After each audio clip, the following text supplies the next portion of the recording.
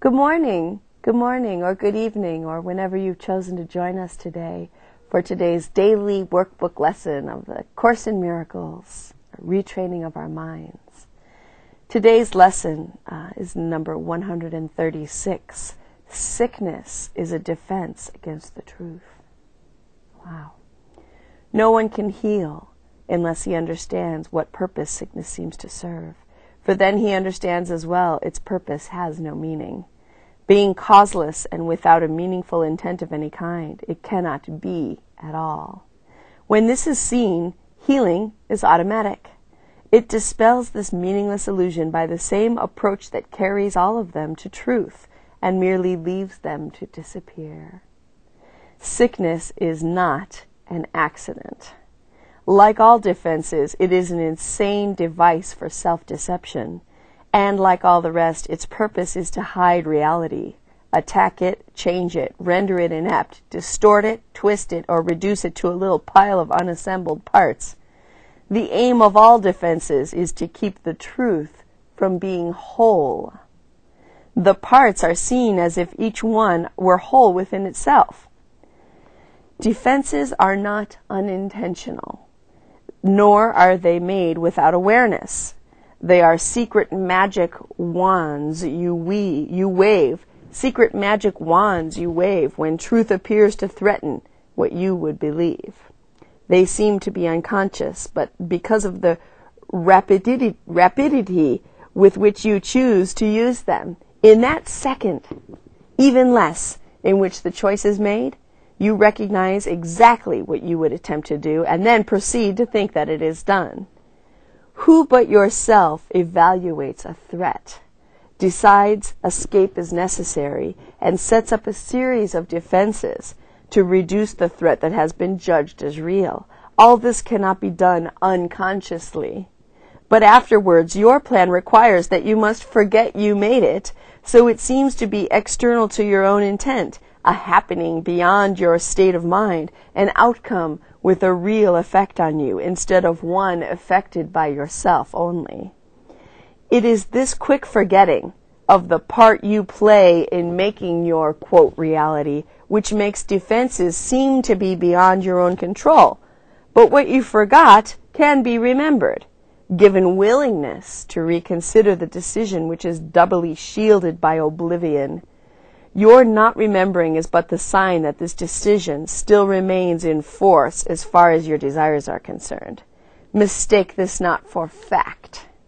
Defenses must make facts unrecognizable. They aim at doing this, and it is this they seem to do. Every defense takes fragments of the whole, assembles them without regard to all their true relationships, and thus constructs illusions of a whole which is not there. Wow, this is the world you're seeing. It is this process which imposes threat and not whatever outcome may result. Wow.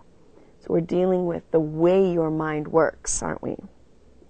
When parts are wrested from the whole and seen as separate and wholes within themselves, they become symbols standing for attack upon the whole, successful in effect, and never to be seen as whole again. And yet you've forgotten that they stand but for your own decision of what should be real, to take the place of what is real. Sickness is a decision. It is not a thing that happens to you quite unsought, which makes you weak and brings you suffering.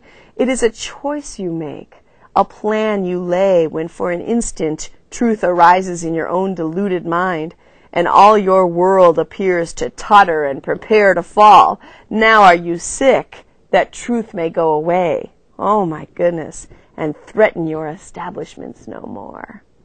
How do you think that sickness can succeed in shielding you from truth? Because it proves the body is not separate from you. This is sickness now, and so you must be separate from the truth, right? You suffer pain because the body does, and in this pain are you made one with it. It is your true identity preserved, and the strange, haunting thought that you might be something beyond this little pile of dust silenced and stilled. For, see, this dust can make you suffer. twist your limbs and stop your heart, commanding you to die and cease to be. Thus is the body stronger than the truth, which asks you to live but cannot overcome your choice to die. And so the body is more powerful than everlasting life, heaven more frail than hell, and God's design for the salvation of his Son opposed by a decision stronger than his own will. His Son is dust, the Father incomplete, and chaos sits in triumph on his throne. Such is your planning for your own defense. And you believe that heaven quails before such mad attacks as these, with God made blind by your illusions, truth turned into lies, and all the universe made slave to laws which your defenses would oppose on it. Yet who believes illusions but the one who made them up? Who else can see them and react to them as if they were the truth? God knows not of your plans to change his will. The universe remains unheeding of the laws by which you sought to govern it, and heaven has not bowed down to hell, nor life to death. You can but choose to think you die, or suffer sickness, or distort the truth in any way. What is created is apart from all of this. Defenses are plans to defeat what cannot be attacked.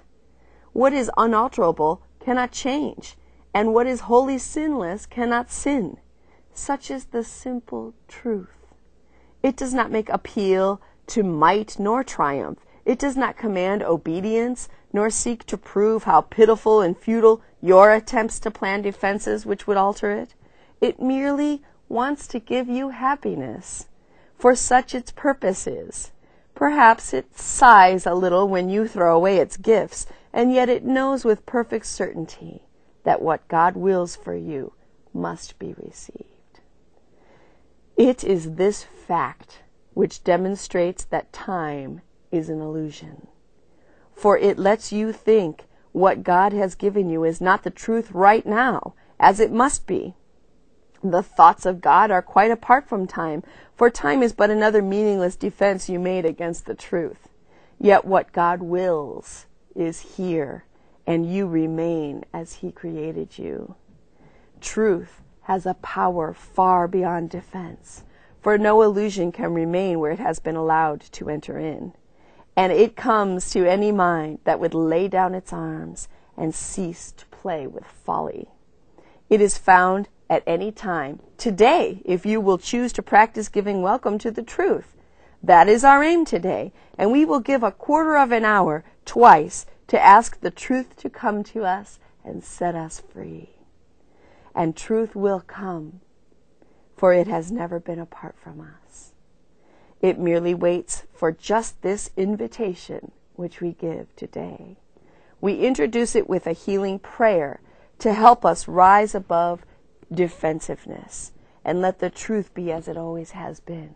Remember this, that the miracle comes to you through the medium of prayer.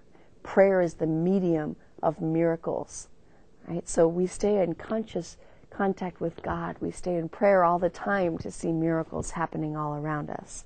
So here he gives us a prayer for today. Sickness is a defense against the truth. I will accept the truth of what I am and let my mind be wholly healed today.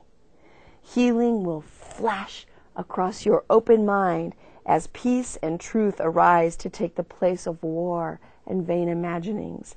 There will be no dark corners sickness can conceal and keep defended from the light of truth.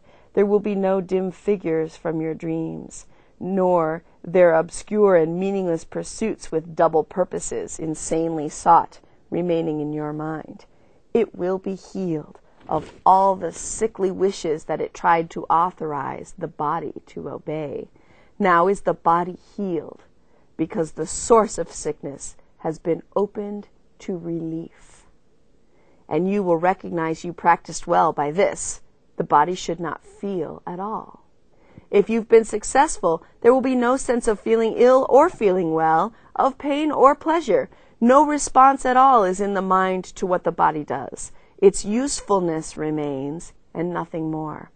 Perhaps you do not realize that this removes the limits you had placed upon the body by the purposes you gave to it. As these are laid aside, the strength the body has will always be enough to serve all truly useful purposes. It's so nice. The body's health is fully guaranteed because it is not limited by time, by weather or fatigue, by food or drink, or any laws you made it serve before. You are not a body. You are free. You need do nothing now to make it well, for sickness has become impossible. Yet this protection needs to be preserved by careful watching. If you let your mind harbor attack thoughts, yield to judgment, or make plans against uncertainties to come, wow, you have again misplaced yourself and made a bodily identity which will attack the body, for the mind is sick. Give instant remedy should this occur, by not allowing your defensiveness to hurt you longer. Do not be confused about what must be healed, but tell yourself, I have forgotten what I really am, for I mistook my body for myself, but I am not a body. Sickness is a defense against the truth. My mind cannot attack, and so I cannot be sick. Think of this often today. Sickness is a defense against the truth. I have forgotten what I really am, for I mistook my body for myself. Okay, but I am not a body. Lesson number 136. Sickness is a defense against the truth. What a great lesson. You have a good day today, and I'll see you tomorrow. The workbook of A Course in Miracles is working for you.